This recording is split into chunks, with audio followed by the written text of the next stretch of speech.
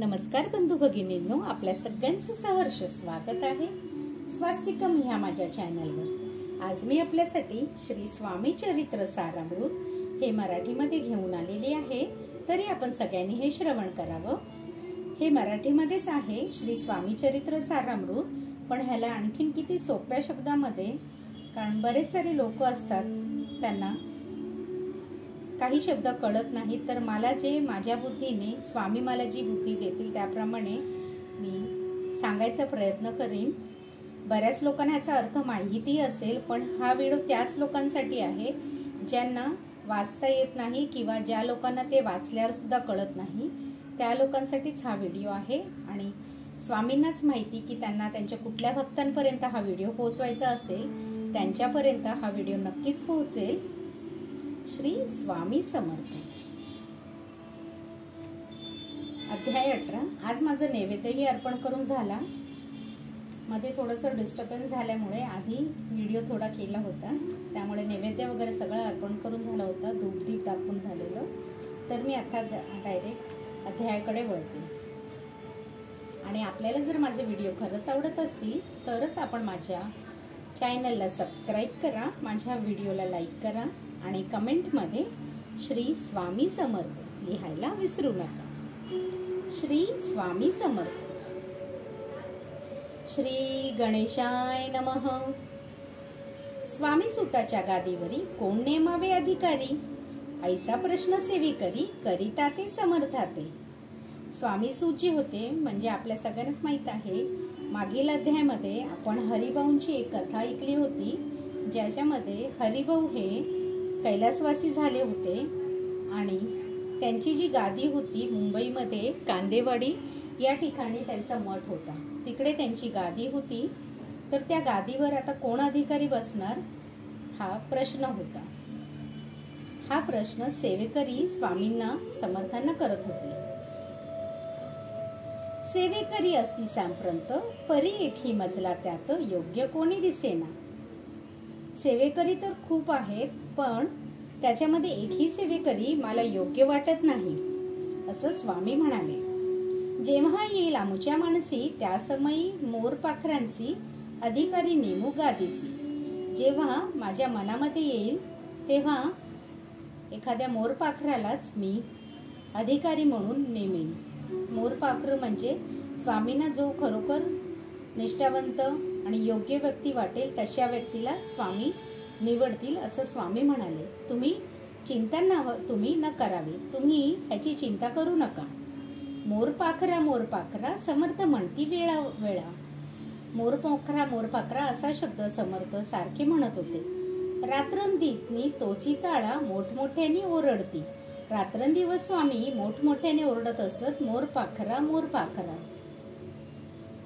आमुची पाऱ्याची वीट जतन करावी नीट। आमुच्या पाऱ्याची वीट, पारा म्हणजे आपल्याला माहिती आहे मराठीमध्ये पारा म्हणजे जो पाण्यासारखा, ज्याला इंग्लिशमध्ये मर्क्युरी म्हणतात, पारा। आमच्या पाराची वीट जतन करावी नीट, ह्याचा अर्थ ह्याच्यामध्ये स्वामी हे म्हणत होते की स्वामी जे भक्त आहेत त्यांचं जतन करावं नीट। वारंवार म्हणती समर्थ काकूबाई लागूनी लपवून ठेविले विटेसी।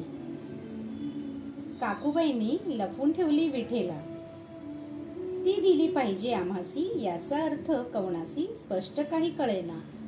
स्वामी म्हणत होते की काकूबाईंनी लपवून ठेवली ती वीट आम्हाला द्यावी, पण त्याचा अर्थ काही कुणाला कळत नव्हता, स्पष्ट काही कळेना। असो, स्वामी सुताचा भ्राता कोकणात राहत होता।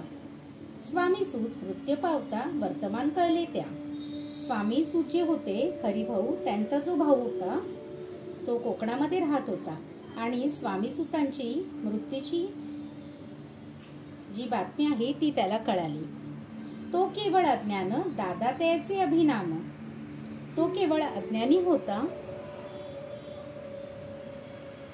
आणि त्याचं नाव दादा होतं। त्याचे शरीरी असमाधान क्रुश होत चालला। त्याच्या शरीरामध्ये असमाधान वाटत होतं त्याला आणि तो फारच बारीक होत चालला होता।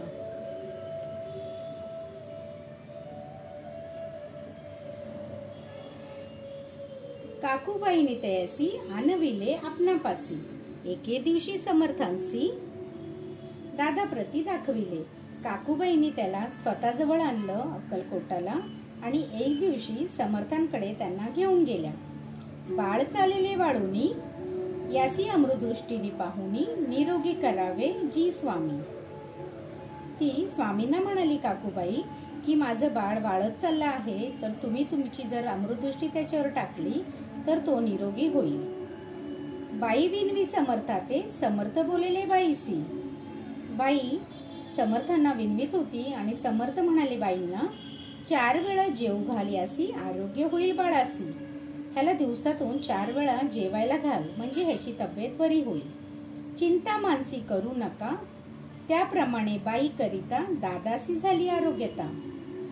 चिंता मनामध्ये करू नकोस, त्याप्रमाणे बाई दादासी झाली आरोग्यता, म्हणजे दादाची तब्येत बरी झाली. समर्थांची कृपा होता रोग कुठे राहिलं. समर्थांची जर कृपा झाली तर रोग कसा काय राहील. केजगाव मोगला इथं, तेथे नानासाहेब भक्त. केजगाव म्हणून एक गाव होतं, तिथे नानासाहेब म्हणून एक भक्त राहत होते. त्यांनी बांधिला श्रींचा मठ, द्रव्य बहुत खर्चिले. त्यांनी स्वामींचा तिथे एक मठ बांधला होता आणि त्याच्यासाठी त्यांनी फार पैसेही खर्च केले होते. श्रींची आज्ञा घेऊन सत्य पादुका स्थापाव्या मठात. त्यांना असं वाटलं की आपण स्वामींची आज्ञा घेऊन स्वामींच्या पादुकाची स्थापना करावी मठामध्ये. या कारणे अक्कलकोटी येत दर्शन घेत समर्थांचे. ह्यासाठी ते अक्कलकोटाला आले आणि स्वामींचं त्यांनी दर्शन घेतलं. ते म्हणते काकूबाईसी पादुका स्थापन करावयासी. त्यांनी काकूबाईंना सांगितलं की पादुका स्थापन करण्यासाठी तुम्ही पाठवा दादासी समागमे अमुच्या. तुम्ही आमच्याबरोबर दादांना पाठवा पादुका स्थापन करण्यासाठी. बाई म्हणे तो अज्ञान, तशात शरीरी असमाधान. त्याची काळजी घेईल कोण. बाई म्हणाल्या, एकतर तो अज्ञानी आहे, त्याला काही कळत नाही, त्याच्यामध्ये त्याची तब्येतही बरी नाही, तर त्याची तिकडे कोण काळजी घेईल. सत्य सांगा मज लागेल. हे मला आधी तुम्ही सत्य सांगा. परी आज्ञा देतील समर्थ, तरी पाठवीन मी सत्य. बाई म्हणाल्या की जर स्वामींनी आज्ञा दिली तर मी त्याला पाठवेन. मग समर्थाजवळ येत घेऊन या दादासी. मग समर्थांच्या जवळ दादांना घेऊन आले ते.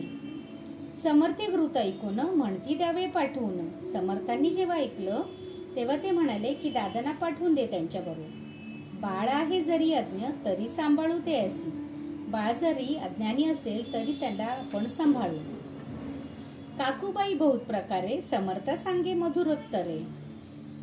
काकूबाईंनी स्वामींना खूप प्रकारे सांगण्याचा प्रयत्न केला.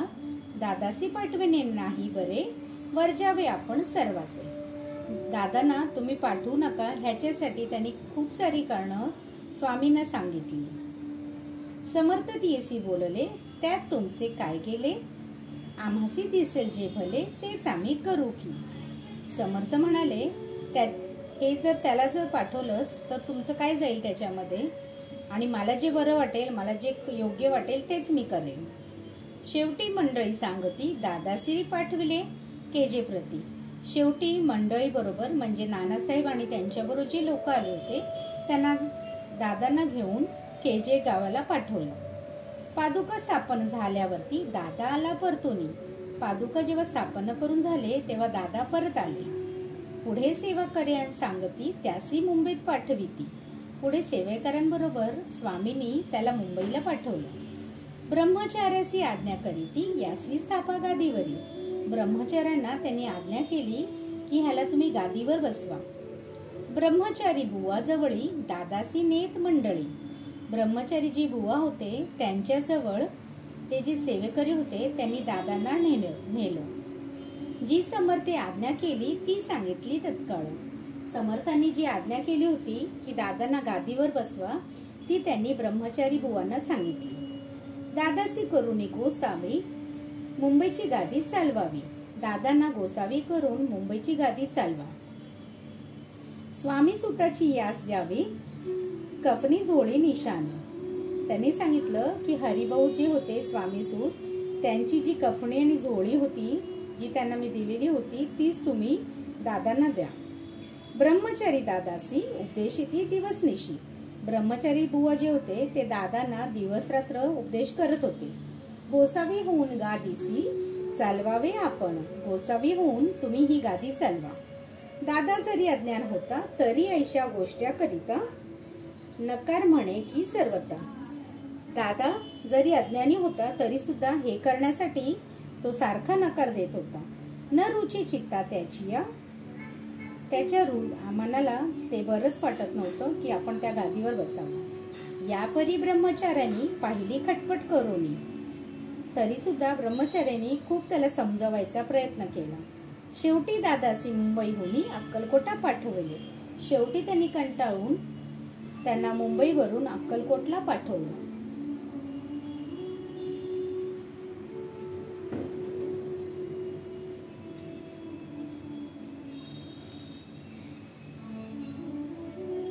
दादाच घेऊन सत्वरी श्री सनिध आले टाळकरी.